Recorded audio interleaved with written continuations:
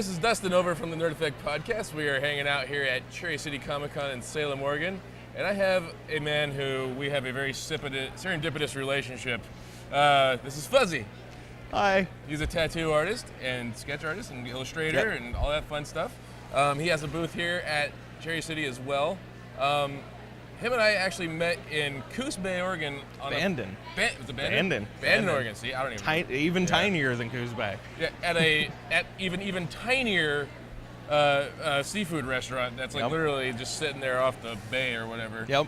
And it was I just was sitting there waiting for my food, and there's Fuzzy there with like we can't see him now, but he had some crazy cool nerdy tattoos on the back of his legs, and I kept going up, and like there's more crazy nerdy tattoos on this guy, and I was like, I gotta get this guy's picture. And turns out he has a kind of a cool history, and so I'm really glad you're here. I'm glad we got to see each other again. Glad you're here too. Yeah, thank you. So I wanted to bring him over, do a quick interview with him, and just kind of get his story, where he comes from. And so where are you from, man? Where'd you get started? Like, what's your geek? Well, I'm from the womb originally. Excellent. It's a good place to come from. But no, I grew up in Brookings, Oregon, still on the coast. Yep. Another little tiny town. Very, very southwest. Yes. As far as you can get in Oregon, actually. So, being a nerd there is a little hard. It's kind of a very, not say in a bad way, but kind of a redneck town. Lifted trucks and, cowboy hats and whatnot. And, it's all right. It's a lot of fun. It's a good time. Go out playing in the mud. So how did somebody in an area like that get exposed to this? Well, I grew up playing video games and reading comics as much as I could. My parents were a little bit against, X-Men, stuff like that for a while because it kind of taught evolution. Like I said, kind of very rural Christian town. And things have changed since then, thank goodness. My parents are quite a bit more open, and they were just trying to be protective parents and all that. So you got a good open relationship but with them. Yeah, everything's great. I actually tattoo my mom now. Nice. Yeah. It's kind of an interesting one. That is awesome. But yeah, so I did as much as I could. I was really drawn to the art style. Especially in the 90s, all the thick, bold lines and bright colors, and thought it was just really, just thought it was really cool. So, grew up reading that, and then when I was about 15, my brother came home with his first tattoo. And we didn't have a tattoo shop in Brookings at the time. We do now, and I work at it. Yay. But That's called finding a niche. Yes. We had to travel about 2 to 3 hours to go any shops in any direction, except for, west, because that's ocean. Right.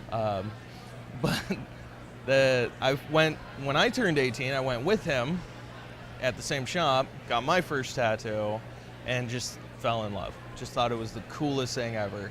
So what was your first tattoo? It was actually a cross on my chest. I don't want to pull down my shirt because I'll mess up the microphone, but... it's a piece that I don't regret, so I'm very grateful that I still have my first tattoo, and I love it. Nice. I kind of wish I had thought about it more and gotten something bigger and better, but other than that... Every tattoo has a story, though. Right. And that's, as your first, obviously has a meaning to you. Yep. So, like I said, grew up in a, very Christian home, so, I thought something along those lines would kind of stay with me, throughout the years, and it has. It's where I came from. Yeah, absolutely. So what brings you out to Cherry City? Well, it's somewhat of a local Comic-Con for me. Like, I started tattooing in Eugene and Springfield, and when I found out they were having a Comic-Con this close, I had to be here. Absolutely. So awesome. How did you get into? You obviously just don't do tattoos. I'm guessing you had to start with like illustrating and kind of finding your groove as an artist first before you became a tattoo artist. Unfortunately, no. No? No. I wish I had. I really do. All right, because I would be leap years ahead of where I am now as far as tattooing.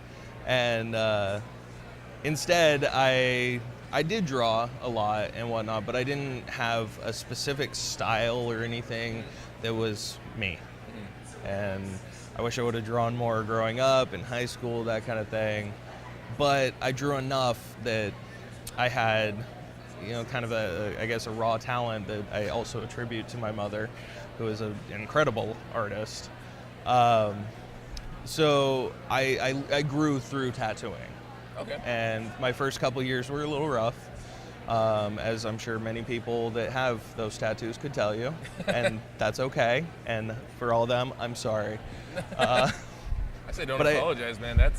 But I still have quite a few of them follow me now and still get work done. And I'm very, very grateful that they stuck it out through the hard years and are kind of reaping the benefits of that now. Yeah, absolutely. So, but yeah, I've grown since then and kind of created my own style through that. And that was my main outlet for art, was tattooing. And well, I've seen your work, through Instagram and Facebook and stuff like that, and it definitely is awesome. Well, thank you. And I really appreciate what you've done with it, because it's really awesome. It is kind of its own style. I enjoy it. I appreciate It's kind of got this cross, like, if I were to describe it, it's kind of got this cross between traditional comic book meets that chibi style that you were kind of talking about. Right. It's kind of like a mix between the two from what I've seen. And it's really cool looking. I like it. Thank you. A friend of mine described it as not quite chibi, as in like, the baby style. Right. But as in the adolescent and more So teenage chobi? years. Yeah, maybe. Or would that be chaby or chobby? Anyway. But yeah, it's I tried to kind of create youth in that. And when I was growing up, a lot of the shows that I was drawn to were like, Teen Titans and, stuff like that. And when I saw Young Justice, on Netflix, I was like, oh, I gotta get on this and watch this.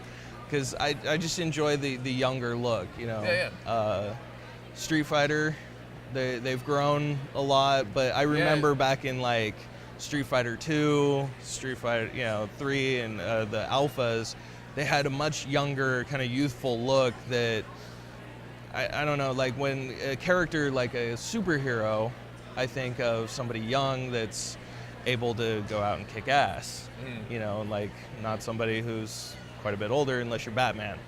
In which case, it doesn't matter what age you are, you're still a badass. Yeah, be what you want to be when you grow up. Unless you can be Batman, then be Batman. Always be Batman. Always be Batman. Yep. Mason agrees. Yes. As you should. All right, man. Well, I guess for more on you and where they can find you. Instagram, Facebook, at Fuzzy Tattoo. Okay. Or fuzzytattoo.com. Excellent. And we'll put all the links in our YouTube video down below. Awesome. So that way you can go find you. Cool. And where can they find you physically if they want a tattoo?